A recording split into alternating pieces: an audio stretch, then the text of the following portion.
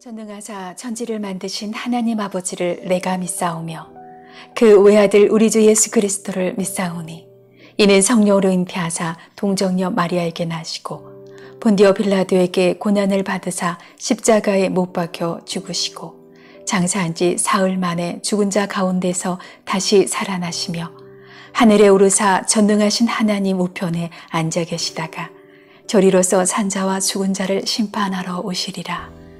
성령을 믿사오며 거룩한 공예와 성도가 서로 교통하는 것과 죄를 사하여 주시는 것과 몸이 다시 사는 것과 영원히 사는 것을 믿사옵나이다. 아멘.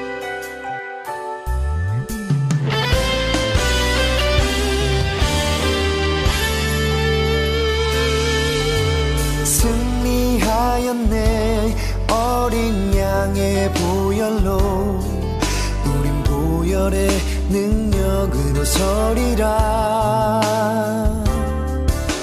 승리하였네 어린 양의 보혈로 주 내게 승리 주셨네. 승리하였네 어린 양의 보혈로 우린 보혈의 능력으로 서리라. 승리하였네 어린 양의 보혈로 주 내게 승리 주셨네.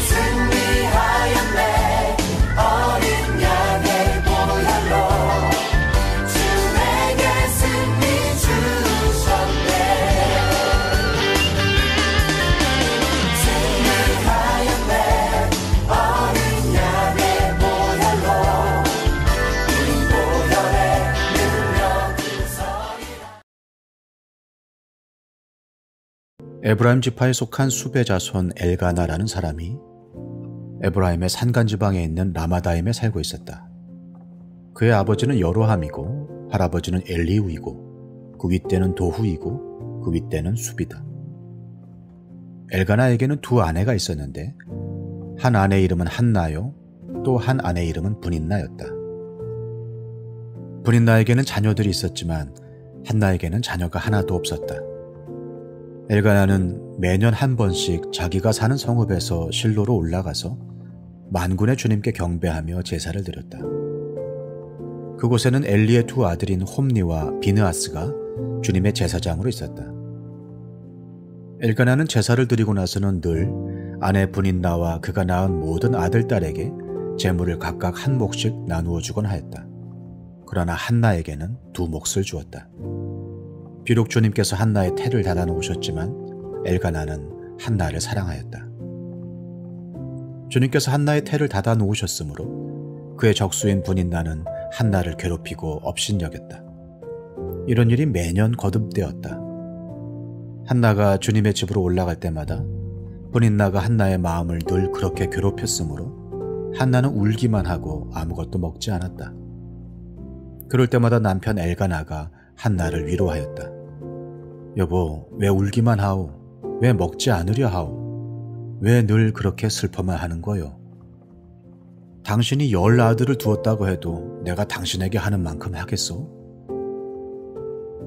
한 번은 엘가나 일행이 실로에 있는 주님의 집에서 음식을 먹고 마신 뒤에 한나가 일어나서 자리를 떴다. 그때 제사장 엘리는 주님의 성전 문설주 곁에 있는 의자에 앉아 있었다. 한나는 괴로운 마음으로 주님께 나아가 흐느껴 울면서 기도하였다. 한나는 서원하며 아뢰었다. 만군의 주님, 주님께서 주님의 종의 이 비천한 모습을 참으로 불쌍히 보시고 저를 기억하셔서 주님의 종을 잊지 않으시고 이 종에게 아들을 하나 허락하여 주시면 저는 그 아이의 한평생을 주님께 바치고 삭도를 그의 머리에 대지 않도록 하겠습니다. 한나가 주님 앞에서 계속 기도를 드리고 있는 동안에 엘리는 한나의 입술을 지켜보고 있었다. 한나가 마음속으로만 기도를 드리고 있었으므로 입술만 움직이고 소리는 내지 않았다. 그러므로 엘리는 한나가 술에 취한 줄로 생각하고 그를 꾸짖었다. 언제까지 술에 취해 있을 것이오? 포도주를 끊으시오. 한나가 대답하였다. 제사장님, 저는 술에 취한 것이 아닙니다. 포도주나 독한 술을 마신 것이 아닙니다. 다만 슬픈 마음을 가눌 길이 없어서 저의 마음을 주님 앞에 쏟아놓았을 뿐입니다. 이 종을 나쁜 여자로 여기지 마시기 바랍니다. 너무나도 원통하고 괴로워서 이처럼 기도를 드리고 있습니다. 그러자 엘리가 말하였다. 그렇다면 평안한 마음으로 돌아가시오. 이스라엘의 하나님이 그대가 간구한 것을 이루어 주실 것이오. 한나가 대답하였다. 제사장님, 이 종을 좋게 보아주시기 바랍니다. 한나는 그 길로 가서 음식을 먹었다. 그리고 다시는 얼굴에 슬픈 기색을 띠지 않았다. 다음날 아침 그들은 일찍 일어나 주님께 경배를 드리고 나서 라마에 있는 집으로 돌아왔다. 오늘부터 사무엘서를 살펴보겠습니다. 사무엘서는 이스라엘의 왕들의 이야기, 왕정이 세워지는 이야기인데요. 사사기, 룻기, 사무엘서, 성서가 이렇게 이어지고 있습니다. 자, 사사기는 사사들이 다스리는 사사의 시대이고, 이 사무엘서는 이제 왕이 다스리는 왕정 시대입니다. 이 룻기는 이 왕의 탄생의 배경 이야기가 이제 룻기이지요. 그래서 사사시대에는 등장하지 않았던 인간, 왕이 세워지는 것이 바로 이제 이 사무엘서인데요. 자, 성경의 주제는 언제나 하나입니다. 누가 참 왕인가? 이것이 성경의 한 주제이지요. 성서는 언제나 하나님이 참된 왕이시다. 우리 예수 그리스도가 참된 주시다. 이 이야기를 말하고 있는 책이 성서입니다. 자, 그렇기 때문에 이 이스라엘에 세워진 이 왕은 어떠한 존재인가? 이 왕에 대한 이해가 아주 중요한데요. 이스라엘의 인간 왕을 어떻게 이해할 것인가? 자, 이 왕은, 이스라엘의 인간 왕은 이방 나라의 왕과는 다른 존재입니다. 이방 나라의 왕은 절대 권력을 가진 왕으로서 자기의 뜻대로 무한한 권력을 행사하는 왕이 이방 왕이죠. 그래서 이 이방 왕은 자, 오목한 피라미드 체계를 세우고 그 가장 정점에 놓여 있는 사람이 이방 나라의 왕입니다. 그렇다면 하나님 나라의 왕, 이스라엘의 왕은 어떠한 존재냐? 이 이스라엘의 왕정 체계는요, 자, 신정 안에서 왕정이다라는 아주 독특한 체계를 갖고 있습니다. 그래서 이스라엘의 왕은 하나님의 대리인으로서 왕에게 주어진 권력을 무한히 자기의 욕망대로 자기의 뜻대로 사용하는 것이 아니라 이 왕은 하나님의 뜻과 하나님의 말씀에 따라서 왕의 권력을 사용해야 됩니다. 그러니까 왕은 하나님의 말씀과 뜻에 순종하는 존재이지요. 그래서 이방 왕과 같이 오목한 피라미드 체제를 경고히 하는 것이 아니라 하나님 나라의 왕은 신정 안에서의 이 왕정은 하나님을 왕으로 두고 모든 백성들이 다 공평하고 평등한 세상을 살아가는 하나님 중심의 정의의 세상을 만들어가는 것이 바로 이스라엘의 왕입니다. 그러니까 이스라엘의 왕은 다시 한번 정리하면 이방 왕과 같이 절대적인 권력을 가지고 자기 맘대로 자기 뜻대로 억압하고 착취하고 피라미드 저 꼭대기에서 모든 것을 누리는 왕이 아니라 하나님 나라의 왕은 신정 안에서의 왕정이다. 하나님의 대리인으로서 하나님의 말씀과 뜻에 순종하는 왕이다. 그래서 이 신정 안에서의 왕정, 이것이 결국 우리 가운데 주는 메시지는 하나님 나라의 참된 리더십입니다. 그래서 우리는 이 사무엘서를 통해서 참 리더십이 무엇인가를 우리가 살펴볼 수 있는데요. 자, 이 사무엘서에 나오는 중심 인물은 단연 다윗인데, 자, 3명의 인물들이 나오는데요. 사무엘서에는요. 첫 번째로 이 책의 이름의 책의 그 제목이죠. 제목의 주인공인 자, 사무엘이 나오고, 다음으로 이스라엘의 초대 왕 사울, 그리고 다윗, 3명이 사무엘서의 중심 인물입니다. 자, 사무엘과 사울과 다윗은 이제 구별되는데요. 자, 사울과 다윗은 이스라엘의 왕이지만 사무엘은 왕이 아닙니다. 사무엘은 이제 마지막 사사이고요. 동시에 사무엘은 예언자, 선지자입니다. 그래서요, 자, 말씀드렸듯이 이스라엘의 왕정은 신정 안에서 왕정이기 때문에 이제 왕이 세워지고 나니까 이때부터 예언자의 역할이 중요합니다. 그래서 사무엘 이후부터 예언자 세력이 본격적으로 이스라엘 사회에 이제 등장하기 시작해요. 그래서 이 예언자는 하나님의 뜻을 왕에게 전달하고, 예언자는 하나님의 뜻대로 왕을 견제하는 세력으로서 예언자가 주어지죠. 그래서 예언자가 왕의 신적 동의를 정당화하는, 정당성을 부여하고 또 왕을 견제하는 역할을 하게 됩니다. 그래서 신정 안에서의 왕정에서의 이 왕과의 세력의 균형을 맞추기 위해서 예언자의 세력이 등장하는 것을 볼 수 있고, 그 초대 예언자로서 사무엘이 역할을 감당하고요. 사무엘이 사울과 다윗을 왕으로 세우고 또 사울을 왕위에서 패하기도 하는 역할, 하나님의 뜻을 왕에게 전달하는 역할을 하고 있습니다. 자, 사울과 다윗 역시 이 사무엘서는 아주 극명한 대조를 보여주고 있는데요. 사울은 실패한 왕이고요.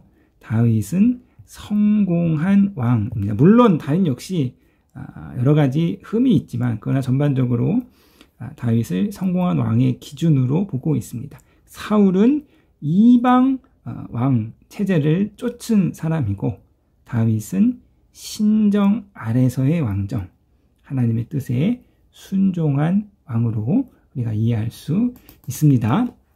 자, 이처럼 사무엘서는요, 왕들의 이야기입니다. 한 나라의 최고 권력자, 그 왕들이 어떻게 세워졌고, 그 왕들의 리더십이 어떠한 리더십이 되어야 하는가를 우리 가운데 보여주고 있는 책인데, 이 사무엘서가 어떻게 시작하느냐, 1장에 한나의 이야기로 시작이 됩니다. 한나의 기도로 이 왕들의 이야기가 시작이 되는 것이죠. 자, 어머니의 기도로 왕들이 세워집니다. 이것이 사무엘서가 우리 가운데 주고 있는 첫 번째 교훈이죠. 그러니까 아무리 위대한 왕이라고 할지라도 어머니 없이 존재할 수 있는 사람은 없습니다. 이 한나의 기도로 말미암아 정말 위대한 사사이고 위대한 예언자였던 사무엘, 사사시대를 끝내고 왕정이라는 새로운 시대, 새 시대를 열어가는 새로운 패러다임을 가져오는 리더가 세워질 수 있었고, 그리고 이 사무엘을 통해서 사울과 다윗이라는 왕이 세워질 수 있습니다. 그러니까 어머니의 기도를 통해서 하나님 나라의 왕이 세워집니다. 자, 사랑하는 성도님 여러분, 오늘 우리 마음속에 깊게 오늘 한나의 모습을 새기기 원하는데요. 이처럼 저와 여러분들이 기도할 때 우리의 기도를 통해서 하나님 나라의 왕이 세워집니다.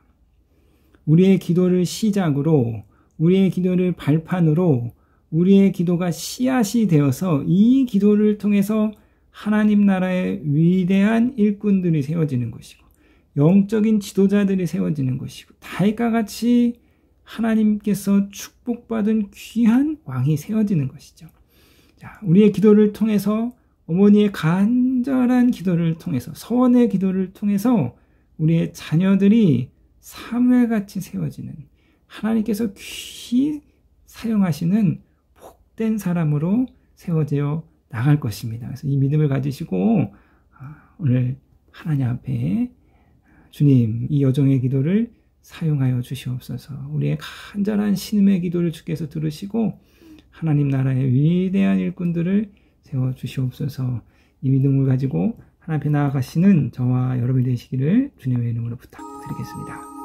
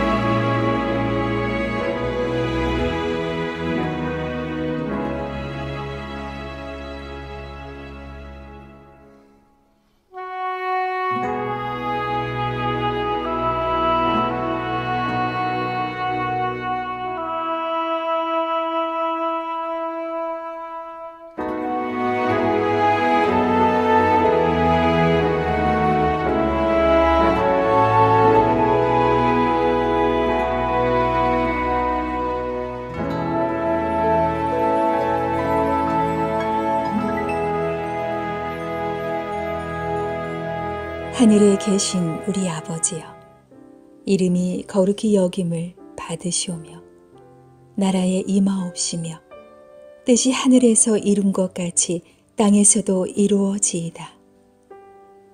오늘날 우리에게 일용할 양식을 주옵시고 우리가 우리에게 죄 지은 자를 사하여 준 것 같이 우리 죄를 사하여 주옵시고 우리를 시험에 들게 하지 마옵시고 다만 악에서 구하옵소서. 대개 나라와 권세와 영광이 아버지께 영원히 있사옵나이다. 아멘.